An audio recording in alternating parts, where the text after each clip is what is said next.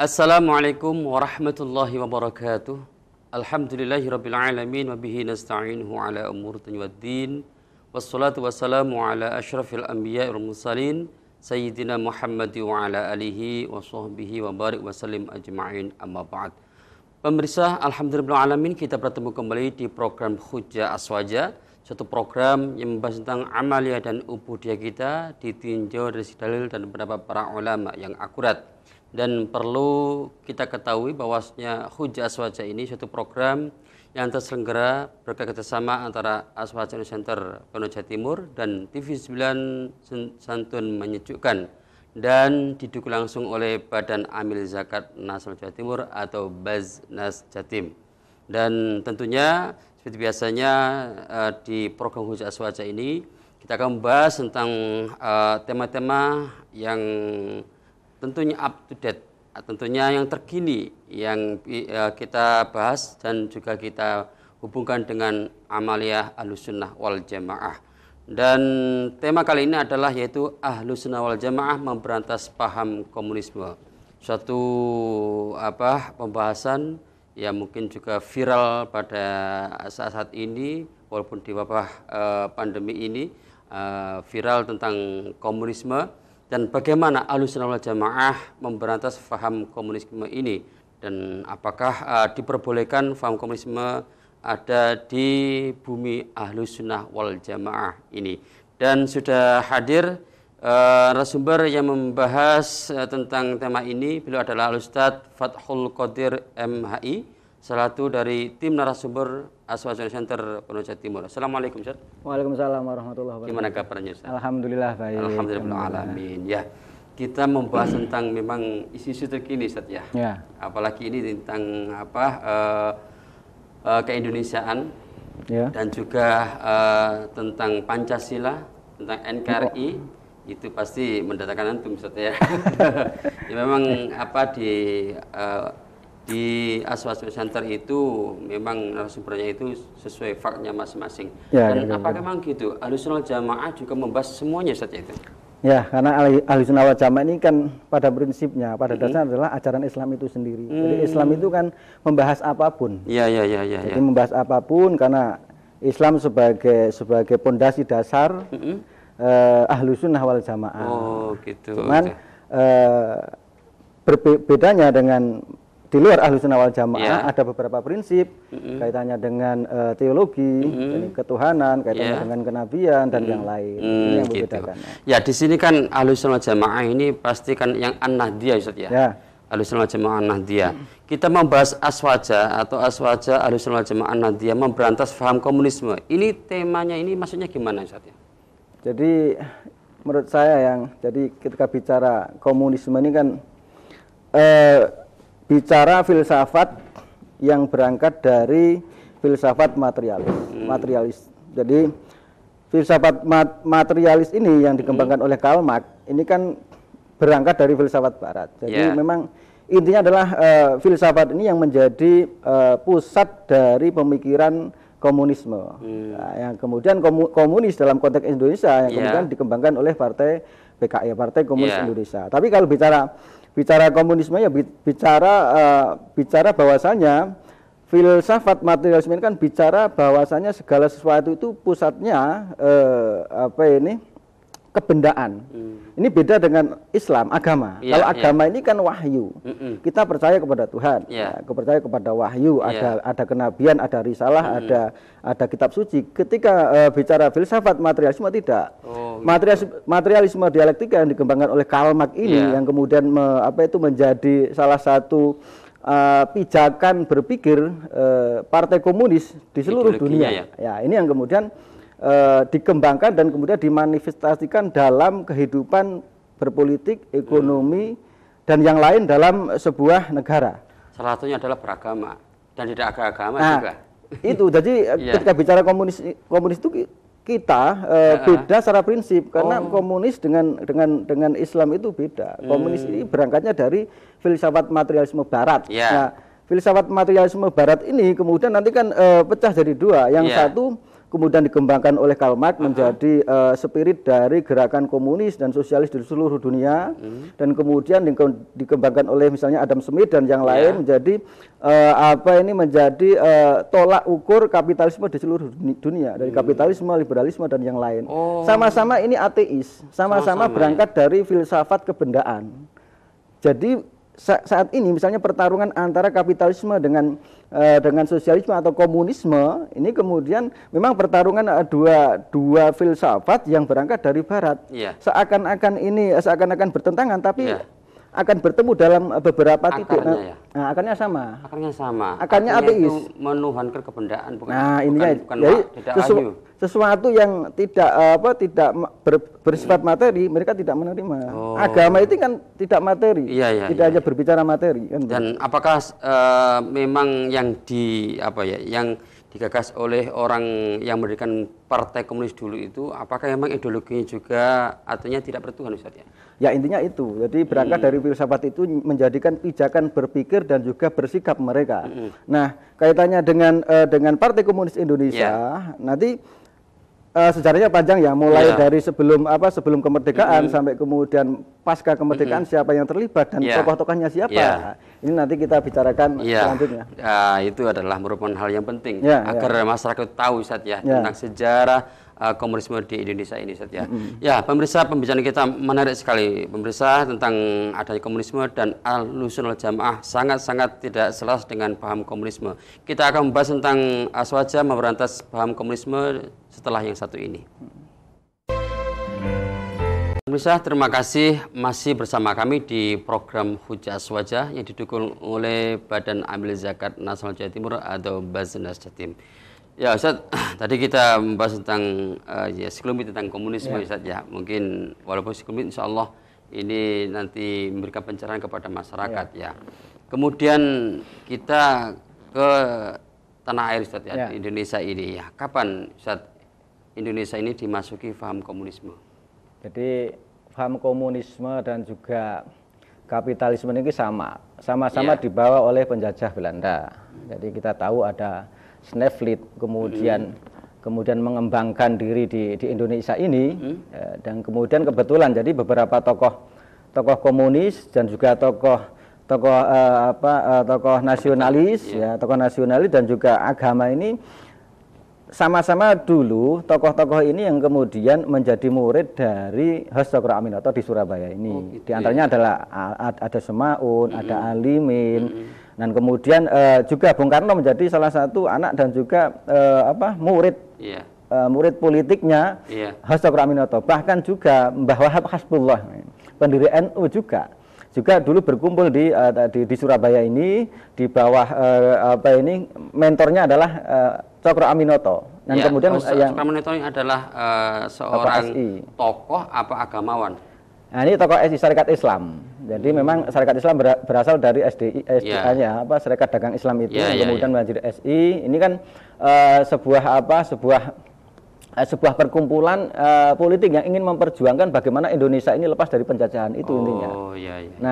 Nah, yang ini kemudian ketika H. Cokro Aminoto memiliki beberapa murid, aktivis-aktivis yang ada di Surabaya, yang sebagaimana saya katakan tadi, kemudian ada yang mengembangkan, kemudian memang dasarnya ada yang memang berideologi komunis, bagaimana Ali, Semaun, dan Snevely mungkin yang juga ikut kumpul di sini, yang kemudian mengembangkan itu, mengembangkan pemikiran-pemikiran komunis, pemikiran-pemikiran sosialis secara umum di Indonesia. Kemudian berdirilah ini Partai Komunis Indonesia, meskipun komunis, jadi sudah mulai awal-awal tahun abad 20 sudah masuk di Indonesia. Misalnya MUSO, yang MUSO sekitar tahun 1926-27 kemudian pernah memberontak, yang kemudian oleh Belanda ya pada waktu itu, kemudian dikejar Belanda, lari ke Soviet pada waktu itu. Kemudian ketika kemudian MUSO masuk lagi ke Indonesia, kemudian mengembangkan komunis sampai terjadi pemberontakan PKI di Madiun. Ini MUSO. Nah, kemudian anak buahnya MUSO ini di antara adalah DN Aidit itu. Yang hingga akhirnya DN Aidit juga terlibat pada pemberontakan 30 SPKI itu yang kemudian juga mati ditembak oleh tentara itu. Memang tidak ada salahnya, artinya ketika mereka itu berniat untuk memperjuangkan negara ini, tapi dengan ideologi masing-masing, memang belum terbentuk dasar negara di Indonesia ini. Ya, karena memang semua rata-rata aktivis ini kan berangkat dari masa penjajahan ketika Indonesia belum merdeka.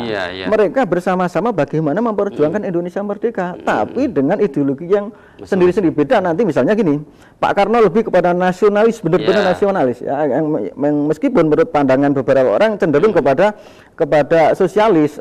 Tapi kemudian Bung Karno mencoba bagaimana mendialogkan antara komunisme dengan nasionalisme dan keindonesiaan ini. Yang kemudian kita tahu beliau sebagai founding father Indonesia ingin meramu dari semua ideologi yang ada di Indonesia dalam konsep Nasakom nanti. Jadi Nasakom ini yang kemudian terjadi pertempuran atau pertarungan politik antara Islam, antara komunis dan juga nasionalis sekuler. Tapi lagi-lagi kita juga memberikan apresiasi kepada kiai-kiai ulama Indonesia yang memang membentuk jati negara ini ideologinya dari agama, Ustaz ya. Ya, jelas. Gitu, ya. Karena memang kalau kita telusuri sejarah, memang Islam ini ya di pasca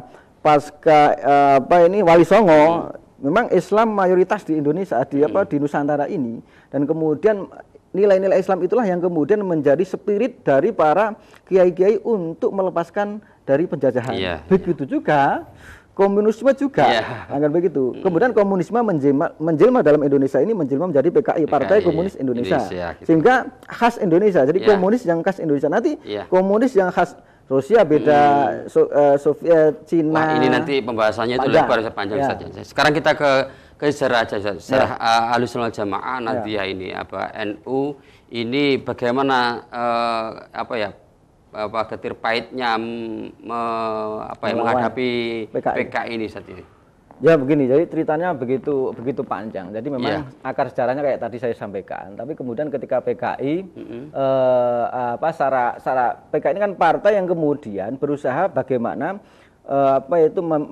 menyebarkan dari pemikiran-pemikiran komunis di masyarakat Indonesia melalui partai politik. Oh begitu. Ketika bicara partai politik berarti kan arahnya adalah pada kekuasaan. Oh begitu ya. Nah, ini yang kemudian diantisipasi oleh kelompok Islam. Pertama adalah Masyumi, tapi kemudian Masyumi ketika keluar NU keluar dari Masyumi hingga Masyumi ini terlibat pemberontakan PRRI ya.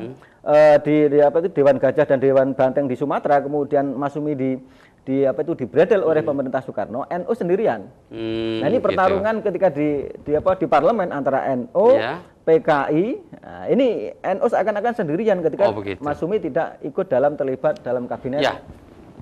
Bagaimana getir baiknya kemudian juga perlawanan santri melawan PKI ini dilanjutkan di segmen ketiga nanti, dan mungkin pemirsa ingin nimbrung mempertanyakan atau mungkin memberikan ulasan sejarah mungkin bisa mengembangkan, silakan bergabung dengan kami di 031566009. Sekali lagi 031566009. Kita akan kembali setelah yang satu ini. Pemirsa, terima kasih masih bersama kami di program Hujah Aswaja yang didukung setia langsung oleh Badan Amil Zakat Nasional Jawa Timur atau Baznas Jatim. Pada saat ini kita membahas tentang Ahlussunnah wal Jamaah memberantas paham komunisme bersama Ustaz Fathul Qadir MAI. Silakan pemirsa mungkin bisa bergabung dengan kami di 03156601009. Sekali lagi 03156601009. Ya, Ustaz, kita langsung saja tadi bagaimana sejarahnya NU ini menghadapi PKI. Bahkan saya mengatakan getir pahitnya kan pasti kan juga berdarah juga, Ustaz ini. Ya, jadi intinya prinsipnya kemudian menjadi titik perbedaan yang paling pokok adalah dari aspek teologis juga, aspek filosofis dan teologis jelas berbeda. NU itu memperjuangkan nilai-nilai syariat Islam. Ketika komunis atau Partai Komunis Indonesia PKI itu kan memperjuangkan nilai-nilai ateisme tadi. Nah, ini yang menjadi pijakan utama perbedaan kita dengan PKI. Nah, kemudian selanjutnya ketika PKI menjadi partai, kemudian memperjuangkan di parlemen. Iyalah itu. Ini yang menjadi titik pertarungan politik di Indonesia. Jadi kita tahu, jadi kalangan nasionalis sekuler itu ada yang sebagian ke komunis tadi, ada yang sebagian memang nasionalis sekuler benar, tidak ada unsur ateis. Tapi kemudian ada nasionalis religius kayak Nahdlatul Ulama dan yang lain. Nah, nanti di Islam juga akan terjadi perbedaan pendapat. Berarti sama Ustaz ya, ketika mungkin kalau kita memberikan sebuah pelajaran, berarti PKI pada saat itu memang menggencar merubah tatanan negara ini di parlemen. Padahal jihadnya ini bagaimana? Nah, ketika jadi setelah Indonesia merdeka, nah, kemudian Pak Karno kemudian dengan founding father yang lain, bagaimana kemudian membentuk negara ini, dan setelah pasca kemerdekaan kan juga ada istilahnya pertarungan politik di dalam. Di antaranya kelompok-kelompok PKI yang ketika pasca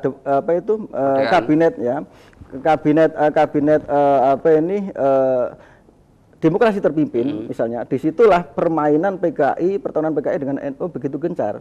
Ketika Pak Karno sebagai tokoh ya, sebagai tokoh proklamasi yang kemudian sebagai presiden pada waktu itu tahu persis bagaimana peta politik Indonesia.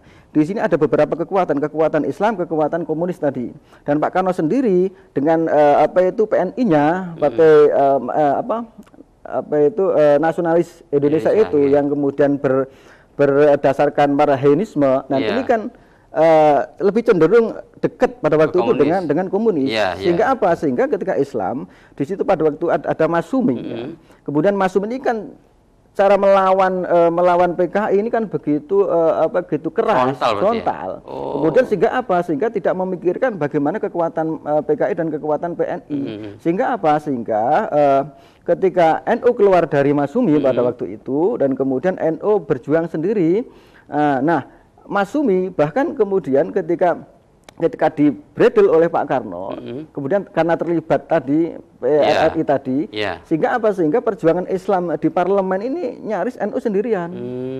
Jadi NU sendirian. Berarti jihadnya ini jihad politik berarti. Nah, jihad politik ini yang menarik. Bahwasanya ketika menghadapi realitas politik pada waktu itu, Kiai Wahab Hasbullah sebagai istilahnya sebagai otak. Bagaimana kemudian NU bersikap menyelamatkan bangsa ini dari pengaruh komunisme, bagaimana menyelamatkan Islam, maka kemudian masuk dalam parlemennya Pak Karno masuk, meskipun kiai-kiai yang lain ada yang tidak sepakat. Nah, kemudian Pak Karno mencoba, kalau kita baca sejarah pemikirannya Pak Karno, bagaimana Pak Karno ini ingin menyatukan nasionalis, agamis dan komunis. Nah, ini yang kemudian muncul dalam kabinet demokrasi terpimpin konsep Nasakom. Di situ ada nasionalis, ada komunis, ada agama. Yang agama ini nyaris NU yang sendirian dalam parlemen bertarung dengan PKI. Nah, ormas juga banyak berarti itu ya. Nah, ormas yang lain ini akan yang kuat ini. Jadi memang fusinya dari ada PNI, ada PKI, ada NU pada waktu itu, sehingga ketika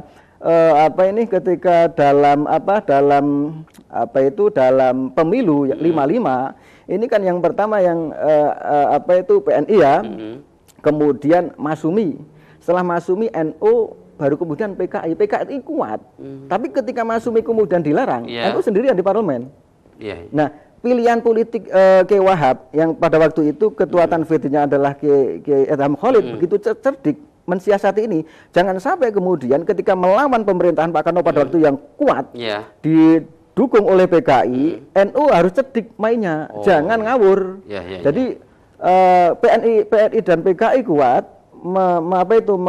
mendukung pemerintahan, NU jangan kemudian frontal. Ketika frontal bisa malah nanti kepentingan seperti Masyumi. Nah, kemudian malah keleleran di luar parlemen, teriak-teriak dianggap pemberontak, kan bahaya. Ini gitu kecerdasan dari Kiai Nahdlatul Ulama. Pada saat itu jihadnya NU itu kan satu dalam jihad politik, kedua juga jihad, apakah juga jihad dalam nyawa, ya. Artinya pada saat itu dikatakan bahwasanya di samping PKI itu adalah merupakan ideologi di parlemen, itu partai juga ideologi ateis juga diterapkan di masyarakat juga, Ustaz ya. Ya, jelas. Ada pemaksaan juga, Ustaz. Jadi karena partai politik PKI begitu kuat menguasai parlemen dan juga sudah mengakar di masyarakat. Jadi misalnya gini, kita tahu dari apa itu dari Ya. sisi ekonomi dan kebudayaan. Kesenian misalnya kesenian lekra misalnya. Ya. Apa saja nanti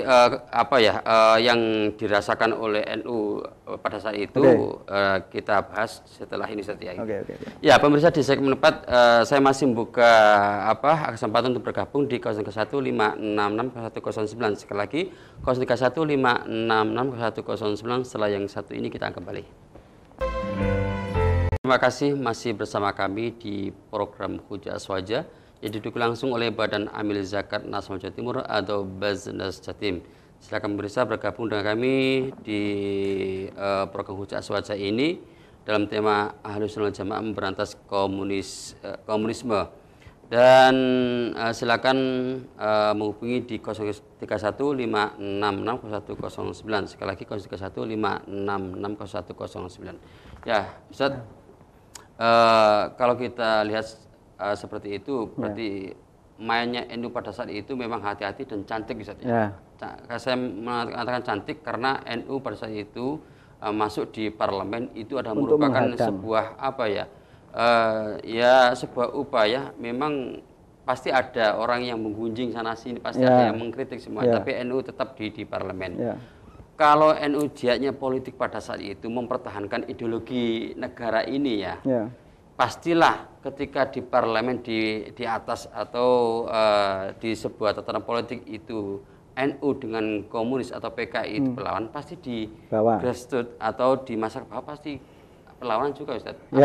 Dan kita mendengar dulu begitu getir pahitnya santri dan kiai menghadapi PKI. Apakah seperti itu, Ustaz? Ya, jelas. Jadi memang ketika PKI melakukan pemberontakan 48 oleh Muso di Madiun, ini kan juga menyisakan kengerian yang dahsyat. Jadi kita tahu di Takeran itu di daerah Takeran di Madiun itu kan ada memang sumur orang-orang atau kiai-kiai yang atau kemudian orang-orang yang dibantai oleh PKI ada. Dan kemudian di daerah beberapa daerah di Kediri, misalnya di Lirboyo. Di Lirboyo ada isu di belakang Pondok Lirboyo itu sudah ada sumur yang dibuatkan untuk apa? Rencana PKI membantai kiai dan juga santri-santri Lirboyo pada waktu itu. Ini jadi memang daerah Jawa Timur ada Blitar apalagi, ada di Blitar, di Madiun, di Kediri. Memang gerakan bawah PKI sudah begitu mengakar. Jadi kita tahu partai itu kan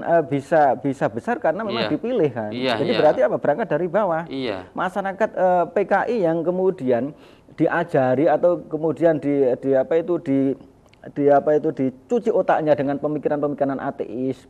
Misalnya dalam aspek budaya, kesenian, kita kenal, kita mengetahui bagaimana PKI punya sayap seni, misalnya lekra, dengan pertunjukan-pertunjukan yang anti terhadap ajaran agama. Diselipkan di situ. Ya, misalnya banyak. Yang kemudian di pendidikan, misalnya contoh gini, dulu saya masih ingat bagaimana orang-orang tua dulu ketika menceritakan bagaimana seorang PKI, guru PKI ini mencuci otaknya anak-anak SD pada waktu itu ya. Jadi misalnya gini, coba kamu sekarang minta kepada Tuhan, minta permen, misalnya gitu, minta permen sambil merem sambil berdoa.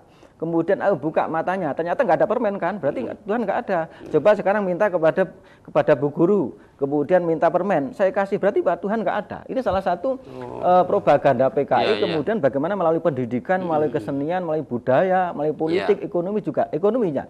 Ekonomi misalnya kebijakan land form, masalah pertanahan. Jadi kita tahu. Jadi komunis itu kan memperjuangkan bagaimana kepemilikan komunal bersama, komunal. Jadi harus sama rata. Tidak boleh kepemilikan itu kemudian didominasi seseorang. Nah, ini beda nanti dengan kapitalis, beda dengan Islam. Islam boleh memiliki banyak, tapi kemudian orientasinya untuk umat. Tapi kalau kapitalis tidak, bebas, borjuis, saya punya modal, tidak peduli orang lain. Nah, ini kemudian Islam berada di tengah. Nah, ini yang diperjuangkan oleh NU, baik melalui parlemen, melalui tingkat politik maupun kemudian melalui kultur di masyarakat. Nah, banyak juga di tempat saya dulu. Jadi di tempat saya itu ketika ada masjid, kata bapak saya dan juga orang-orang tua dulu, jadi ada sebelah kampung itu ada beberapa tokoh PKI. Ketika lewat itu kemudian sambil mengejek. Jadi ada masjid, ada pesantren, diajak. Jadi sambil karena memang kuat pada waktu itu Iya, ya. iya. Jadi tetangga kampung saya ada yang di situ basis PKI juga dulu pada waktu itu, dan kemudian alhamdulillah sekarang sudah banyak yang menjadi santri di sana. Ini berkat perjuangan kiai-kiai kita juga. Iya. Nah, ini Dan memang terang-terangan Ustaz ya. Artinya terang-terangan. juga apakah pelarang-pelarangan ibadah juga ada Ustaz ya? Jelas, jadi pelemparan kotoran, kemudian penghinaan kiai, sampai kemudian pembunuhan, ini memang dilancarkan oleh PKI ini, jadi melalui sayap-sayap di bawah, Iya. yang kemudian ini kan pertarungan antara sesama anak bangsa. Iya. Ya ini provokasi daripada partai politik PKI, meskipun di kadang atas, orang-orang kampung grassroots ini tidak tahu maksudnya Iya, apa, iya, ini kan. iya. Jadi bagaimana kita kiai-kiai dan kemudian NU secara organisasi memperjuangkan itu melalui parlemen, bagaimana menghadapi PKI supaya tidak semakin besar melalui Nasakom itu, Iya. yang meskipun Nasakom itu kan dianggap kita itu oportunis. Iya. Ini kecerdasan kita, jadi fleksibilitas Aswaja. Jadi Aswaja itu kita kenalkan sebagai sebagai ajaran agama yang moderat, yang ta'adul kan begitu. Jadi tawasud. Iya. Jadi ingin menyelesaikan masalah, kemudian semaksimal mungkin menekan bahaya yang muncul. Tapi prinsip dalam sebuah akidah Ustaz ya. Ya. Prinsip dalam akidah. Nah, pada saat sekarang ini Ustaz, apakah NU juga menerima Pancasila dengan harga mati Ustaz ya? Jadi gini, Pancasila ini kan sebuah kesepakatan bersama. Dan ini kiai-kiai kita juga ikut merumuskan Pancasila, jelas. Memang ada beberapa tokoh komunis yang kemudian dulu ikut melawan penjajah, tapi akhirnya komunis ini kan memberontak kepada negara.